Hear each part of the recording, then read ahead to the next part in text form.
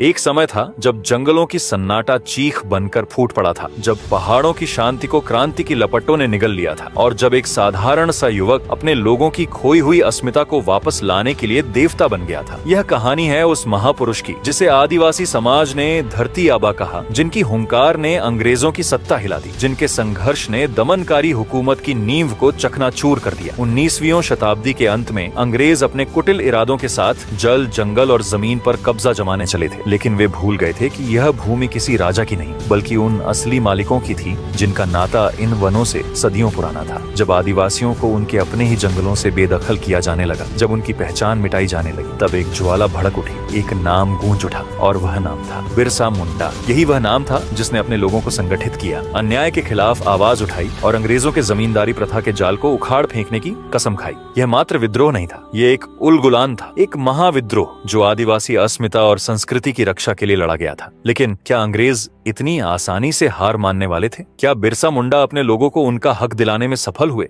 या फिर इतिहास ने उनके साथ कोई ऐसा खेल खेला जिसे जानकर आपका हृदय कांप उठेगा? तो चलिए शुरुआत करते हैं उस महानायक की गाथा से जिसे धरती का पिता कहा गया। वह योद्धा जिसने आदिवासियों की खोई अस्मिता को वापस लाने के लिए पूरी सत्ता से टकराने की ठानी। वह नायक जिसका नाम अंग्रेजों के लिए एक भय था और अपने लोगों के लिए एक आस। शुरू करते हैं बिरसा मुंडा की वो कहानी जिसे आपसे छिपाया गया। तो बात है उस सर्द नवंबर की रात की जब रांची जिले का उलिहातू गांव चारों तरफ से जंगलों और पहाड़ियों से घिरा हुआ था। आसमान साफ था, सितारे चमक रहे थे, मानो कुछ खास होने की खबर दे रहे हों। हवा ठंडी थी, पेड़ों के पत्तों को हिलाते हुए हल्की सीटी बजा रही थी। गांव में एक छोटी सी झोपड़ी थी, मिट्टी की दीवारें, ऊपर घास की छत। अंदर कर्मी हटू नाम की औरत दर्द से कराह रही थी। उसका पेट फूला हुआ था, बच्चा आने वाला था। बाहर गांव की कुछ औरतें इकट्ठा थीं, कोई मंत्र पढ़ रही थी, कोई हाथ जोड़कर अपने जंगल के देवताओं से दुआ मांग रही थी। पास ही सुगना मुंडा खड़ा था, चुपचाप, मन में उथल पुथल लिए। कुछ बुजुर्ग पेड़ के नीचे बैठे धीमी आवाज में बात कर रहे थे, भगवान सब ठीक कर देगा।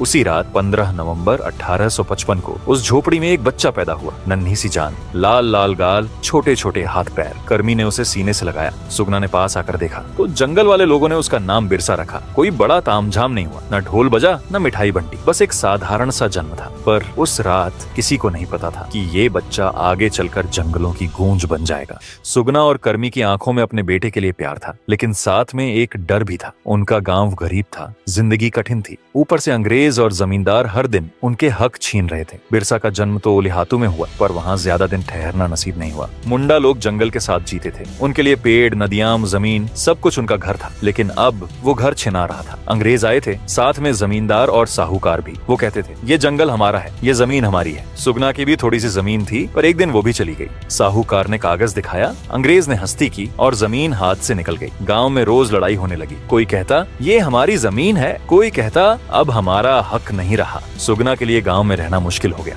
उसने सोचा कहीं और चलते हैं, शायद वहां चैन मिले। तो सुगना ने अपनी बीवी, बच्चों और थोड़ा सा सामान लिया और चाकड़ धोड़ा चला गया। वहां जंगल था, पर वो पहले जैसा नहीं रहा। अंग्रेजों ने नियम बना दिए थे, लकड़ी काटनी है तो पैसे दो, जंगल में घुसना है तो कर दो। सुगना सोचता ये क्या बात हुई, जो हमारा था उस पर अब किराया देना पड़े। वहाँ भी हालात ठीक नहीं हुए। साहूकारों का डर, अंग्रेजों का दबाव, सब कुछ वैसा ही था। मजबूरी में सुगना ने फिर से सामान बांधा और बांध सजोरी की तरफ चल पड़ा। नन्हा बिरसा ये सब देख रहा था। अभी वो मात्र 4-5 साल का ही था। उसे समझ नहीं आता था कि माँ पापा बार बार सामान क्यों बांधते हैं, गांव क्यों छोड़ते हैं। पर उसकी आंखों ने बहुत कुछ देख लिया, अपने लोगों को रोते हुए, जंगल से बेदखल होते हुए। एक दिन वो अपनी माँ से पूछ बैठा, हम कब तक ऐसे भटकते रहेंगे? कर्मी ने उसे गले लगाया पर जवाब नहीं दे पाई। बिरसा के मन में एक सवाल पक्का हो गया, हमारी जमीन पर हमारा हक क्यों नहीं है? बिरसा के घर में खाना कभी पूरा नहीं होता था। कर्मी सुबह उठती, जंगल से लकड़ी लाती, फिर उसे बेचकर थोड़ा सा अनाज खरीदती। घर में 4 लोग थे, सुगना, कर्मी, बिरसा और उसका बड़ा भाई कोहड़ा। जो अनाज आता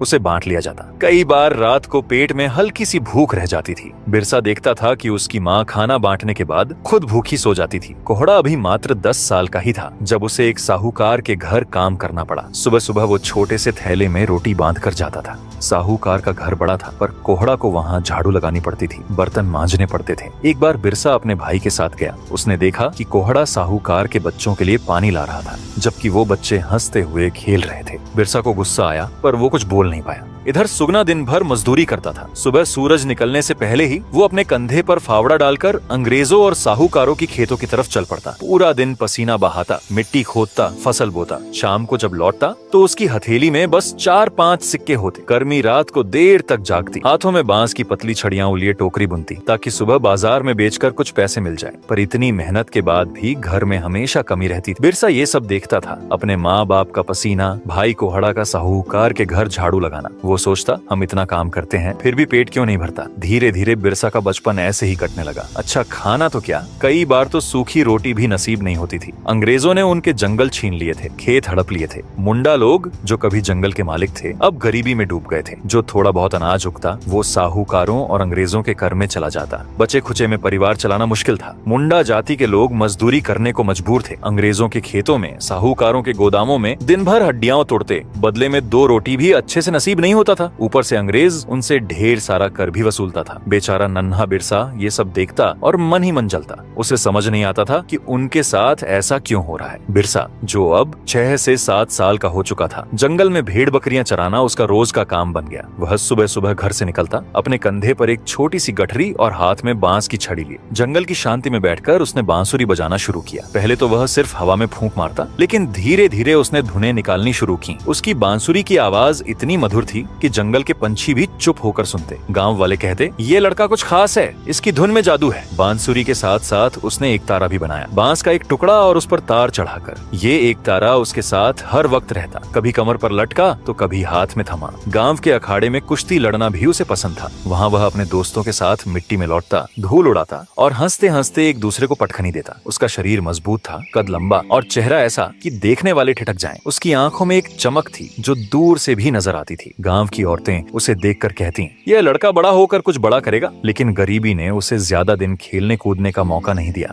8 से 9 साल की उम्र में उसे काम की तलाश में निकलना पड़ा। सबसे पहले वह अपने मामा के गांव वायुभट्टू गया। वहाँ उसने 2 साल तक मजदूरी की। सुबह से शाम तक खेतों में हल चलाना, पानी ढोना और मवेशियों को चराना, यह उसकी जिंदगी का हिस्सा बन गया। फिर वह अपनी मौसी जोनी के साथ उनके ससुराल खटंगा पहुंचा। वहाँ भी उसने मेहनत की, लेकिन इन सब के बीच उसने अपने समुदाय की हालत को करीब से देखा। मुंडा लोग अपनी जमीन खो रहे थे। अंग्रेजों ने खूंट कट्टी व्यवस्था को खत्म कर दिया था, जिसके तहत आदिवासियों की जमीन सामूहिक रूप से उनके कब्जे में रहती थी। अब जमींदार और साहूकार उनकी जमीन हड़प रहे थे और अंग्रेज उनकी मेहनत का फायदा उठा रहे थे। बिरसा के मन में यह सब देखकर एक सवाल उठने लगा, हमारा हक हमें क्यों नहीं मिलता। बिरसा की जिंदगी में एक बड़ा बदलाव तब आया जब वह सालगाह गांव पहुंचा। वहां के एक शिक्षक जयपाल नाग, जो बिरसा को कभी कभी पढ़ा देते थे, वे बिरसा की प्रतिभा से प्रभावित हो गए। जयपाल ने सुगना से कहा, इस लड़के में कुछ बात है, इसे पढ़ने का मौका दो। लेकिन गरीबी के कारण गांव के स्कूल में पढ़ाना मुश्किल था। जयपाल ने सुझाव दिया कि बिरसा को जर्मन मिशनरी स्कूल में भेजा जाए, जहाँ मुफ्त शिक्षा मिलती थी, मगर इसके लिए एक शर्त थी, ईसाई धर्म अपनाना। सुगना और कर्मी को यह बात नागवार गुजरी और वो बिरसा को स्कूल नहीं भेजी। परंतु इन्हीं मुश्किल दिनों में गांव में कुछ नए मिशनरी लोग आए। मिशनरी का मतलब ऐसे लोग जो किसी धर्म का प्रचार करते हो। वो लोग सफेद कपड़े पहनते थे, चेहरों पर मुस्कान लिए बड़े बड़े वादे करते थे। कहते, हम तुम्हारी जिंदगी बदल देंगे, कपड़े देंगे, खाना देंगे, बच्चों को स्कूल भेजो, बस हमारे साथ आओ, ईसाई बन जाओ। गांव के लोग गरीबी से तंग थे। कुछ को ये बात लुभाने लगी। सुगना भी इनकी बातें सुनता था। एक दिन उसने सोचा, हमारी जिंदगी तो वैसे भी मुश्किल है, अगर बिरसा पढ़ लिख लेगा तो शायद उसका भविष्य हमसे बेहतर होगा। उसने बिरसा को मिशनरी स्कूल भेजने का फैसला किया। 1886 के दशक की शुरुआत में बिरसा ने ईसाई धर्म अपनाया और उसका नाम बिरसा डेविड रखा गया। वह चाईबासा के जर्मन मिशनरी स्कूल में दाखिल हुआ। स्कूल गांव से थोड़ा दूर एक चर्च के पास था। वहाँ लकड़ी की बेंच थी, दीवार पर क्रॉस लटक रहा था। बिरसा को एक किताब थमाई गई, स्लेट दी गई।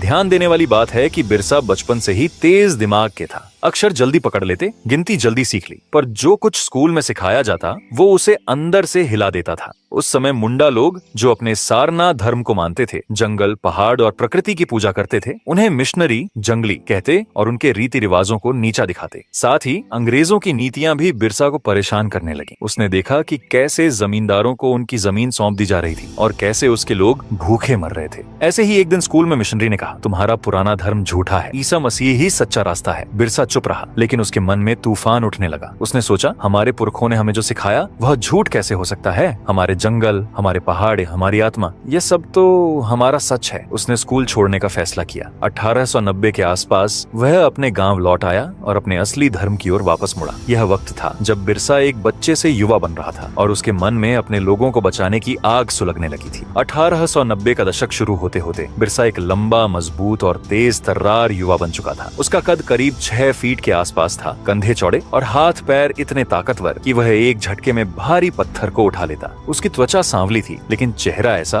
कि देखने वाले ठिठक जाएं। उसकी आंखों में गहरी चमक थी जो दूर से भी लोगों को अपनी ओर खींचती थी। उसकी आवाज में दम था। जब वह बोलता तो लगता जैसे जंगल की हवाएं भी रुककर उसे सुनने लगती। गांव वाले कहते, यह लड़का कोई साधारण इंसान नहीं, इसके बोलने में जादू है और इसके चलने में तूफान। बिरसा ने अपने आसपास की दुनिया को गौर से देखा। छोटा नागपुर के जंगल पहाड़ों में बसे उसके लोग दोहरे शोषण का शिकार थे। एक तरफ अंग्रेज थे जिन्होंने उनकी जमीन पर कब्जा कर लिया था। खुंटकट्टी व्यवस्था, जो मुंडा समुदाय की सामूहिक जमीन की परंपरा थी, उसको अंग्रेजों ने खत्म कर दिया। अब जमींदार और साहूकार उनकी फसलें लूटते और अंग्रेज उनके मेहनत के पसीने का फायदा उठाते। दूसरी तरफ मिशनरी थे जो ईसाई धर्म का प्रचार करते हुए मुंडा लोगों को उनके सारना धर्म से दूर कर रहे थे। सारना, जंगल, पहाड़ और प्रकृति की पूजा उनकी आत्मा का हिस्सा था, लेकिन मिशनरी इसे जंगलीपन कहकर मजाक उड़ाते। बिरसा के मन में यह सब देखकर एक आग सुलगने लगी। उसने ठान लिया कि वह अपने समुदाय को एकजुट करेगा और उन्हें उनका हक दिलाएगा। इसलिए 1890 के आसपास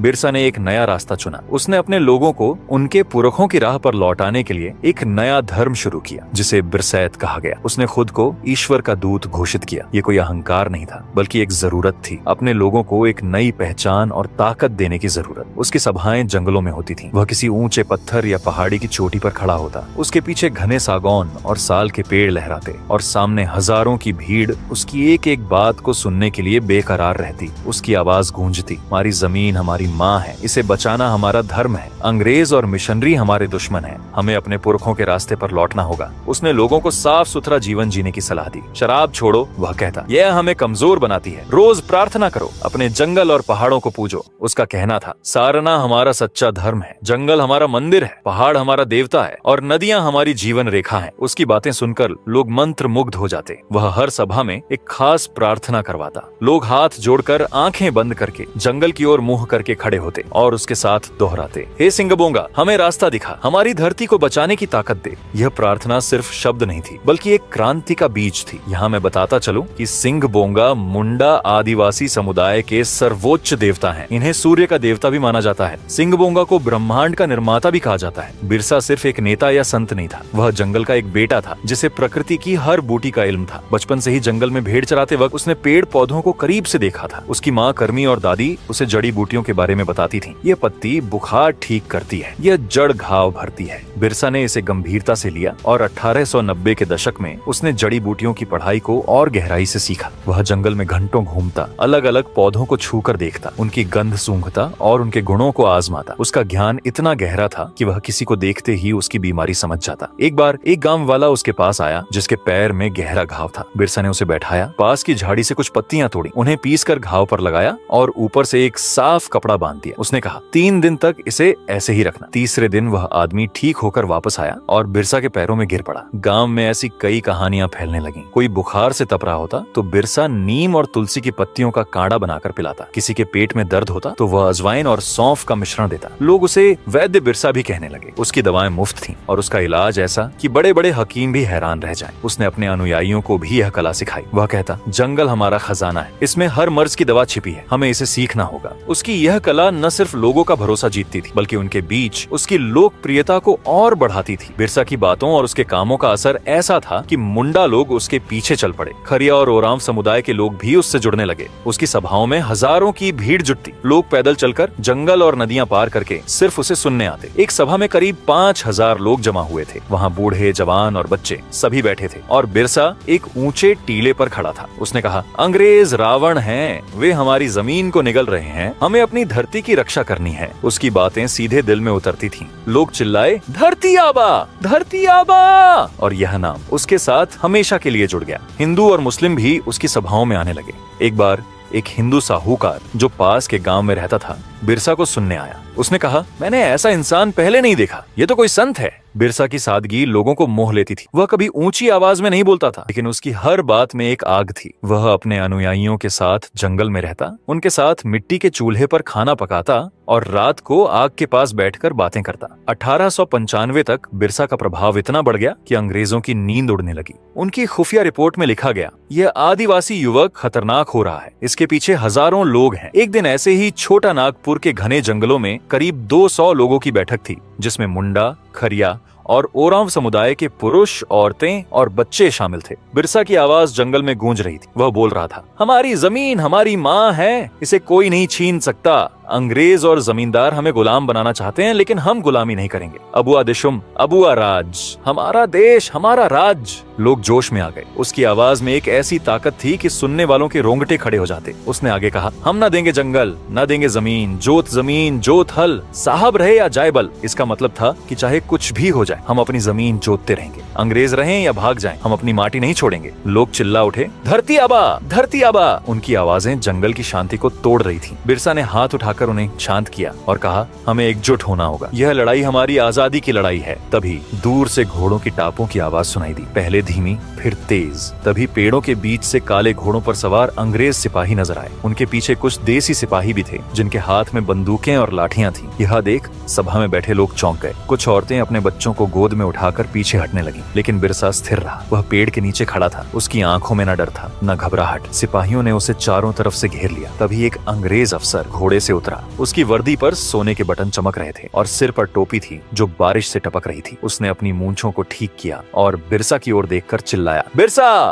तुम्हें लोगों को सरकार के खिलाफ भड़काने के जुर्म में गिरफ्तार किया जाता है। तुम्हारी हिम्मत कैसे हुई साहब लोगों के खिलाफ बोलने की? उसकी आवाज में घमंड था, लेकिन बिरसा पर इसका कोई असर नहीं हुआ। वह शांत रहा। उसने अपने लोगों की ओर देखा। उनके चेहरों पर डर था, लेकिन आंखों में जोश भी था। उसने धीरे से कहा, हिंसा मत करना, मैं इनके साथ जाऊंगा। यह लड़ाई अभी खत्म नहीं हुई है। लोगों में हलचल मच गई। एक बूढ़ा आदमी जिसके हाथ में लाठी थी चिल्लाया, नहीं, धरती आबा को मत ले जाओ। एक जवान लड़का आगे बढ़ा और सिपाही के सामने खड़ा हो गया, लेकिन बिरसा ने उसे हाथ के इशारे से रोक दिया। उसने कहा, शांति रखो, ये वक्त हमारी एकता का इम्तिहान है। सिपाहियों ने उसे हथकड़ी डाल दी। लोहे की ठंडी हथकड़ियां उसकी कलाइयों पर कस गईं, लेकिन उसका चेहरा अभी भी शांत था। अंग्रेज कैप्टन ने अपने सिपाहियों को इशारा किया और उन्होंने बिरसा को घोड़े पर बिठा दिया। बिरसा जाते जाते अपने जंगल की ओर देख रहा था, मानो अपने लोगों को कह रहा हो, मैं लौटूंगा। तभी भीड़ चिल्ला उठी, धरती आबा, धरती आबा। एक औरत ने आगे बढ़कर बिरसा के पैर छुए और कहा, आप हमारे भगवान हैं, आपकी सरकार चलेगी, अंग्रेजों की नहीं। बिरसा ने उसे उठाया और कहा, मैं आपका बेटा हूँ, ये लड़ाई हम सबकी है। उस पल को देखकर यह यकीन करना मुश्किल था कि यह वही बिरसा था जो महज 20 साल का था। उस वक्त गांधी जी का भारत में नाम भी नहीं था और यह नौजवान लड़का अपने भाषणों और लोगों को जोड़ने की नीति से अंग्रेजों के दम निकाल रहा था। उसके नारे, अबुआ दिशुम, अबुआ राज और जोत जमीन, जोत हल, साहब रहे या जायबल, हर मुंडा के दिल में बस गए थे। लोग उसे एक दिव्य पुरुष मानने लगे थे। उनका विश्वास था कि बिरसा ही उनका असली नेता है, जो उन्हें अंग्रेजों और जमींदारों के चंगुल से आजाद कराएगा। तब 25 नवंबर 1895 को रांची की एक छोटी अदालत में बिरसा का फैसला सुनाया गया। जज ने कागज पढ़ते हुए कहा, बिरसा मुंडा, तुम पर सरकार के खिलाफ भड़काऊ भाषण देने का आरोप है। तुमने लोगों को विद्रोह के लिए उकसाया है। भारतीय दंड संहिता की धारा 205 के तहत तुम्हें दोषी पाया गया है। जज ने सजा सुनाई, 2 साल की सश्रम कारावास की सजा, इसके साथ 50 रुपए का जुर्माना भी लगाया जाता है। बिरसा ने कुछ नहीं कहा। उसने अपने वकील की ओर देखा, जो एक साधारण वकील था, जिसे गांव वालों ने किसी तरह पैसे इकट्ठा करके भेजा था। वकील ने कहा, माय लॉर्ड, बिरसा ने सिर्फ अपने लोगों की भलाई के लिए बात की, उसने हिंसा नहीं की। लेकिन जज ने उसकी एक न सुनी। बिरसा को हजारीबाग जेल भेजने का आदेश दे दिया गया, जहाँ बिरसा को दिन में 8 घंटे सश्रम कारावास करना पड़ता था। उसे कोल्हू में बैल की तरह जुताया जाता, जहाँ उसे अनाज पीसना पड़ता था। जेल के बाहर बिरसा के अनुयायी चुप नहीं बैठे थे। उन्होंने जेल के बाहर प्रदर्शन शुरू कर दिए। हर हफ्ते सैकड़ों लोग हजारीबाग जेल के बाहर जमा होते और नारे लगाते, धरती आबा को रिहा करो, भगवान बिरसा की चलेगी सरकार। अंग्रेज अफसरों को डर था कि अगर बिरसा को ज्यादा दिन जेल में रखा गया तो विद्रोह और भड़क सकता है। इसीलिए उन्होंने उसकी सजा को जल्दी खत्म करने का फैसला किया। 30 नवंबर 1897 को बिरसा को रिहा कर दिया गया। लेकिन बिरसा के जेल काटने की अवधि में ईसाई मिशनरियों ने भोली भाली जनता को ईसाई अधिक से अधिक संख्या में बनाए थे। उसी वक्त अकाल भी पड़ा। ईसाई मिशनरियों ने भोली भाली आदिवासियों को ईसाई बनने की शर्त पर अकाल से बचाने में मदद की थी। उसके जेल से छूटने के समाचार से ईसाई मिशनरी काफी चिंतित थे। जेल से लौटने के बाद बिरसा और महिमा मंडित हो गया था। उसके दर्शन के लिए चकदल में भीड़ उमड़ने लगी। लोग अपने प्रिय नेता का दर्शन पाकर धन्य हो रहे थे। जेल से लौटने के बाद बिरसा ने सबसे पहले उन मिशनरियों को जवाब देना शुरू किया जो उसके लोगों को ठग रहे थे। उसने देखा था कि जेल में मिशनरी कैसे कैदियों को ईसाई धर्म अपनाने के लिए मजबूर करते थे। बाहर आकर उसने अपने लोगों को इकट्ठा किया और कहा, ये मिशनरी हमें भोली भाली जनता समझते हैं। वे हमें हमारी जड़ों से काटना चाहते हैं, लेकिन हम अपनी संस्कृति नहीं छोड़ेंगे। सारना हमारा धर्म है और जंगल हमारा मंदिर। बिरसा ने अपने आंदोलन को अब धार्मिक और राजनैतिक रूप देना शुरू किया। उसने अपने अनुयायियों को एकजुट करते हुए कहा, हमें सिर्फ अंग्रेजों से नहीं बल्कि इन मिशनरियों से भी लड़ना है। वे हमारे लोगों को लालच देकर, डराकर और झूठ बोलकर हमें तोड़ना चाहते हैं, लेकिन हम टूटेंगे नहीं। उसने अपने आंदोलन को बिरसैत के रूप में और मजबूत किया। उसने सभाओं में कहा, हमारा धर्म हमें एकजुट करता है, यह हमें ताकत देता है और हमारा राज, अबुआ राज, हमें आजादी देगा। बिरसा ने अपने लोगों को संगठित करना शुरू किया। उसने हर गांव में अपने भरोसेमंद साथियों को भेजा जो लोगों को एकजुट करते। उसने अपने आंदोलन को एक सशस्त्र विद्रोह का रूप देना शुरू किया। उसने कहा, अब वक्त आ गया है कि हम हथियार उठाएं। जंगल हमारा किला है और तीर कमान हमारा हथियार। उसने अपने अनुयायियों को जंगल में छिपने और गुरिल्ला युद्ध की रणनीति सिखाई। यह वही रणनीति थी जिसने बाद में उल गुलान को जन्म दिया। धीरे धीरे बिरसा अपने धर्म से लोगों को जोतने लगे और तभी 1819 का साल बिरसा मुंडा की जिंदगी का सबसे बड़ा मोड़ लेकर आया। हजारीबाग जेल से रिहा होने के बाद बिरसा और मजबूत हो चुका था। उसने जेल के अंधेरे में जो कष्ट सहे वे उसके लिए एक सबक थे। उसने समझ लिया था कि अंग्रेजों और उनके साथी जमींदारों को शांतिपूर्ण तरीके से नहीं हराया जा सकता। अब वक्त था हथियार उठाने का। उसने अपने लोगों को इकट्ठा करना शुरू किया। चक्रधरपुर, ऊंटी और तम्हाड़ के जंगलों में उसने गुप्त सभाएं की। इन सभाओं में वह ऊंचे पत्थरों पर खड़ा होता। वह कहता, अब बातों से काम नहीं चलेगा, हमें अपनी ताकत दिखानी होगी। अंग्रेजों ने हमारी जमीन छीनी, हमारी संस्कृति को मिटाने की कोशिश की। अब वक्त है कि हम जवाब दें। बिरसा ने अपने अनुयायियों को हथियार उठाने के लिए तैयार किया। उसने 6000 से ज्यादा आदिवासियों को एकजुट किया। मुंडा, खरिया और ओरांव समुदाय के लोग, इनमें जवान लड़के, बूढ़े और यहाँ तक की औरतें भी शामिल थीं। उनके हथियार साधारण थे, तीर कमान, भाले और कुल्हाड़ियां। ये हथियार जंगल से ही बनाए गए थे। बांस के डंडों को तेज करके तीर बनाए गए और पत्थरों को रगड़कर भाले की नोक तैयार की गई। बिरसा ने अपने लोगों को गुरिल्ला युद्ध की रणनीति सिखाई। वह कहता, जंगल हमारा किला है, हमें अंग्रेजों को सीधे नहीं लड़ना। हम हमला करेंगे और जंगल में गायब हो जाएंगे। उसकी रणनीति साफ थी, छोटे छोटे दलों में हमला करना, दुश्मन को परेशान करना और फिर जंगल की गहराइयों में छिप जाना। उसने अपने अनुयायियों को हर गांव में फैलाया। हर गांव से कुछ लोग चुने गए जो बिरसा के संदेश को आगे ले जाते। बिरसा का नारा था, अंग्रेजों को भगाओ, अपनी जमीन बचाओ। यह नारा हर गांव में गूंजने लगा। लोग अपने घरों में, खेतों में और जंगलों में यही नारा दोहराते। बिरसा की सेना तैयार थी। अब वक्त था उल गुलान महाविद्रोह की शुरुआत का। क्रिसमस के आसपास बिरसा ने खूंटी, तम्हाड़, बसिया और रांची में विद्रोह फैलाया। उसने अपने लोगों को 4 दलों में बांटा। हर दल में 1500 से 2000 लोग थे। उसने कहा, पुलिस चौकियां, सरकारी इमारतें, जमींदारों के घर और चर्च, सब कुछ निशाना होगा। 25 दिसंबर 1999 की रात को खूंटी की एक पुलिस चौकी पर पहला हमला हुआ। रात के सन्नाटे में तीरों की बौछार हुई। चौकी के 5 सिपाही घबरा गए। बिरसा के लोग चौकी पर टूट पड़े, उसे आग लगा दी और सिपाहियों को जंगल में खदेड़ दिया। अगले कुछ दिनों में तमाड़, बसिया और रांची में भी हमले हुए। बिरसा की सेना ने सरकारी इमारतों को जलाया। बिरसा की रणनीति गुरिल्ला युद्ध की थी। वह हमला करता और जंगल में गायब हो जाता। अंग्रेज उसे पकड़ नहीं पाते थे। उसका नारा, अंग्रेजों को भगाओ, अपनी जमीन बचाओ, हर गांव में गूंजने लगा। अंग्रेजी हुकूमत की नींद उड़ गई। रांची में अफसरों की बैठकें शुरू हो गईं। एक अंग्रेज अफसर ने कहा, यह जंगली हमें तबाह कर देगा, इसे जल्दी पकड़ना होगा। 9 जनवरी 1900 को डुमरी की सैल रकाब पहाड़ी पर अंग्रेजों ने बिरसा के समर्थकों को घेर लिया। बिरसा ने 2000 अनुयायियों के साथ वहां डेरा डाला था। बिरसा अपने लोगों को संबोधित कर रहा था, हम हार नहीं मानेंगे, ये हमारी जमीन है। अचानक अंग्रेज सिपाहियों की 300 की टुकड़ी पहुंची। उनके पास बंदूकें और तोपें थीं। एक अंग्रेज कैप्टन ने कहा, बिरसा, आत्मसमर्पण कर दो।